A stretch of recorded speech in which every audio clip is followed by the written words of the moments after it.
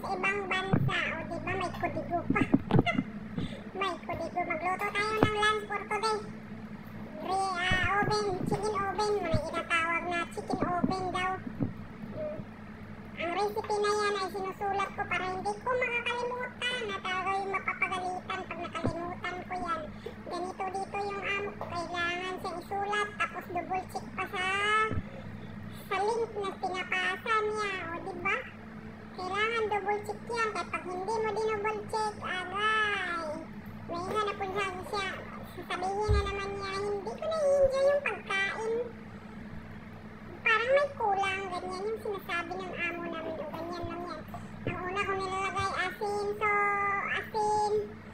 saka cumin, coriander, paprika, yun yung mga nilalagay ko dyan. Tomato paste. Kasi mamarinate pa yan bago siya i-oven. Ganyan dito, kailangan mong double check.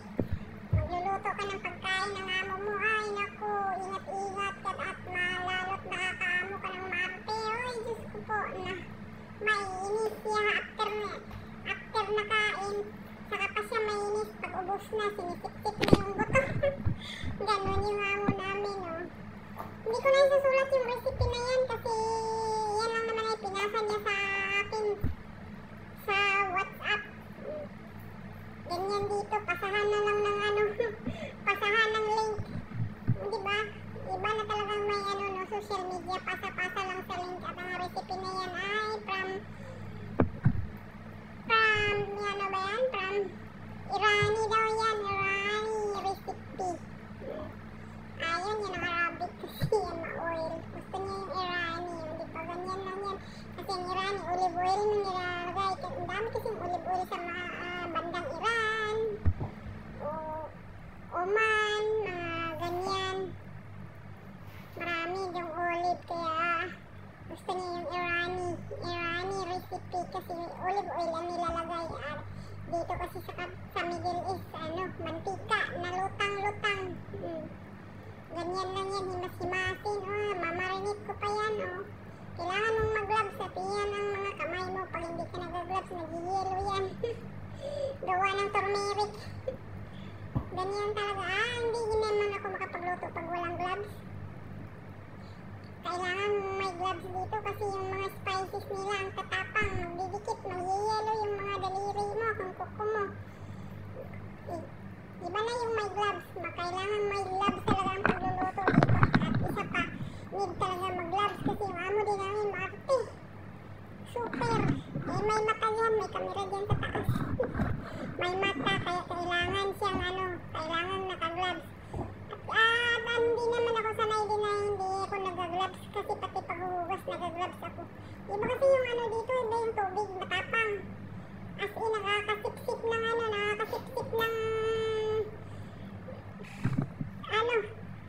sugat sa kamay. Sobrang tapang kasi yung tubig dito. Hindi siya tunay na tubig, inaano lang. Diba? Pagkatapos nalagay lang yan. After marinate, nilalagyan ng potato yung Pyrex o ganyan, Tapos, ilagyan ng asin, ilagay. Dami pang ilalagay. Daming matsyakalat dyan ilalagay. Pahalan nyo, Iba yung recipe ng amo namin. Panira ng moment. Reklamo ka, masukan ka, magreklamo ka. Sige, banate. Kailangan ng potato, lagyan din ng asin. Need siya ng salt. Ang potato, chicken oven, need ng salt kasi yung marinated. Ayan na yung marinated. Tapos paibabaw mo dyan. Kailangan arrange talaga yan. At kailangan ang pagluto niyan, walang amoy, walang hindi hot cook. Kailangan lutong-luto. Kaya alam mo na ang kahinatnan. After that, lagyan na ng sibuyas. Ang recipe na yan hindi ko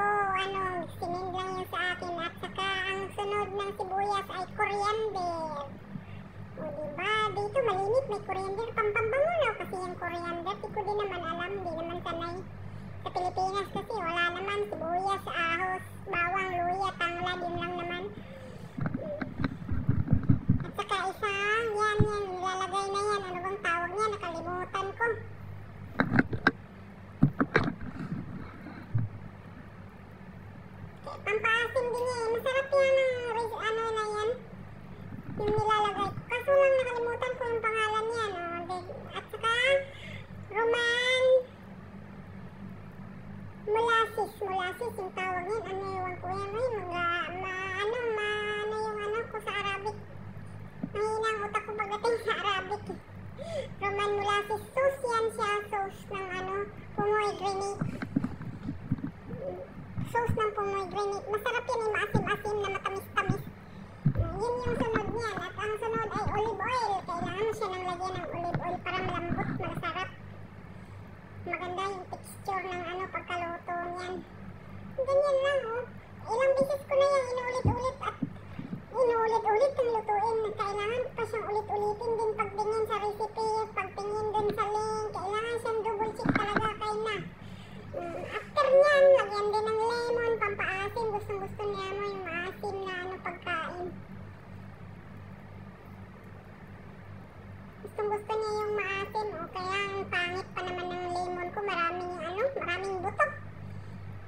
Saka ano, kulang yung ano niya, yung katas niya sa ilalim, kunti lang. Pangit yung nabili ko, iba kasi yung ano dito, iba yung ano. Pag nag-grocery ka kasi ano, madaling maubos. Kaya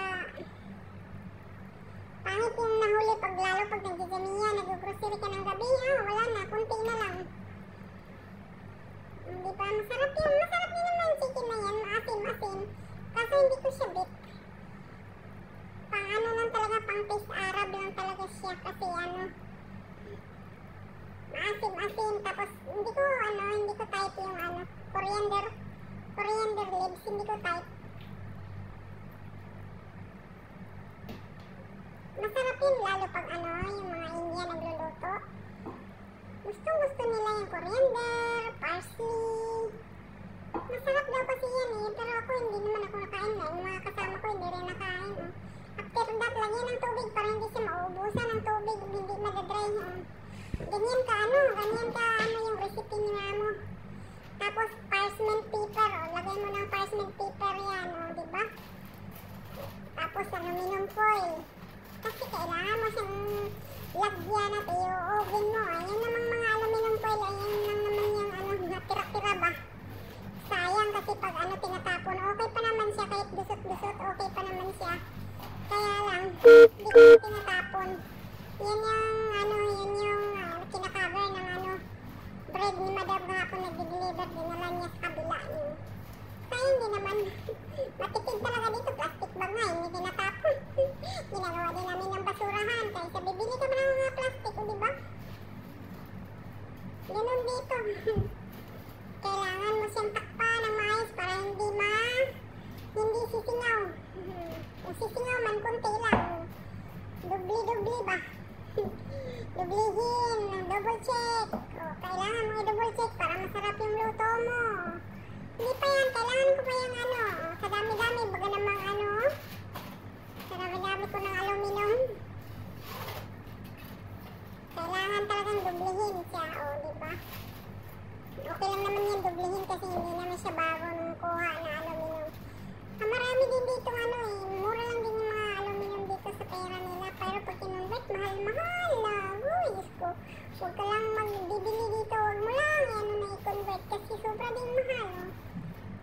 Kailangan ano siya, nakasil yung luto ko na yan. Para hindi sisingaw yung hangin. Para walang hangin lalabas. Ikot-ikot lang siya at saka i-oven ko na yan, diba? Ganyan lang yan, kailangan siyang 250 degrees. Kailangan ko na 250 degrees para mainit. Up and down ang ano yan, up and down yung apoy. Okay lang yan, dito lang yung mag-oven kasi libre man sila sa kuryente. After that mag-oven, ang luto naman, ulam naman namin. Kailangan yung pagkain ng katulong hindi makakalimutan, kain na. Makalimutan pa yung iba, basta yung katulong na pagkain hindi makakalimutan. Sarap pa ng pagkain namin ngayon, nilagang baka. Dito kasi makukuha namin ng gusto namin kainin kasi akong nag-grocery, makukuha ko yung anong gusto kong kunin. Diba? Saan ka pa niyan? Parang Pilipinas yung lunch namin, oh, nilagang baka, lagyan ng kamatis, repolyo, oh, lagyan ng maraming ano, luya, sili, day, busog na, oh. Bitsin asin, wala.